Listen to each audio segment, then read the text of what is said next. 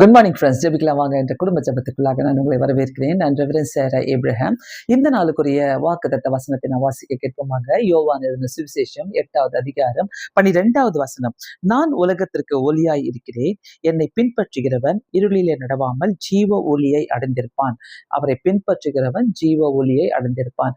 நான் இந்த உலகத்திற்கு ஒளியாய் இருக்கிறேன் என்று சொன்ன தேவன், நம்ம அந்த தேவனை நோக்கி நம்ம இன்னைக்கு ஜெபிக்கலாம். எங்கெங்கெல்லாம் இருள் இருக்குதோ, யார் யாருடைய குடும்பத்துல வாழ்க்கையில இருள்கள் இருக்கிறதோ அந்த இருளெல்லாம் அவர் கடந்து போக செய்வார். ஏன்னா இந்த உலகத்துக்கு அவர் ஒளியாக வந்தார். அதனால நமக்கும் ஒளியை தர வருகிறார்.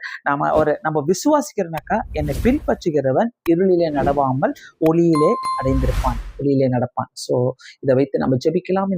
இந்த நாளிலே கர்த்தர் நமக்கு ஆசீர்வாதமாக்கி தருவாராக. பரலோக பிதாவே, உண்மை ஸ்தோத்திரிக்கிறோம், உண்மை துதிக்கிறோம் ஆண்டவரே. இந்த புதிய நாளுக்காக நன்றி ஏசப்பா. முக்கியமாக இந்த நாளை உங்களுடைய கரங்களில கொடுக்கிறோம். நீர் ஆசீர்வதிப்பீராக இயேசு சுவாமி.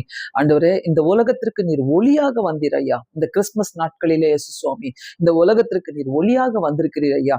அந்த ஒளியை எங்களுடைய வாழ்க்கையில் நாங்கள் உபயோகப்படுத்திக் கொள்ள, பிரயோஜனப்படுத்திக் கொள்ள கர்த்தர் எங்களுக்கு உதவி செய்வீராக.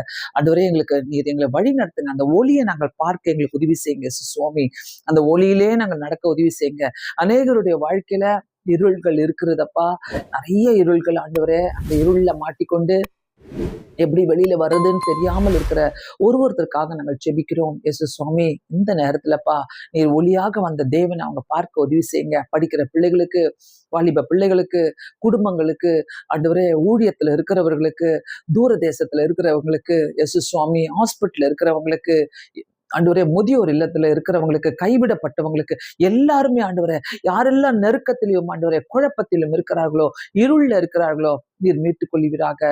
ஒளியாக வந்த தேவனை பார்க்க உதவி செய்வீராக இயேசு சுவாமி. இந்த நாள் முழுவதும் ஆண்டவரே, இந்த மழைக்கும் ஆண்டவரே, எல்லா விதமான இருளுக்கும் ஆண்டவரே, எல்லா விதமான ஆபத்துக்கும் எங்களை விலக்கி காத்துக் கொள்வீராக. ஏற்றுக்கொள்ளுங்க, வழி நடத்துங்க. உங்களுடைய சமூகம் எங்களுக்கு முன்பாக கடந்து செல்லட்டும். இயேசு கிறிஸ்துவின் நாமத்தினாலே வேண்டிக் கொள்கிறேன் பிதாவே, ஆமென். கண்டிப்பாக கர்த்தர் நம்முடைய வாழ்க்கையில ஒளியை கொடுக்க வந்திருக்கிறார். இருளை கொடுக்க வரல, இருளை எடுக்க வந்த தேவன். அந்த தேவனை நோக்கி நாம் உற்சாகமாக ஜெபிக்கலாம். ஆண்டவரே, எங்க வாழ்க்கையில ஒரு ஒளியை கொடுங்க ஏசப்பா, இருளை நீக்கி போடுங்க. God bless you all. Thank you so much. Have a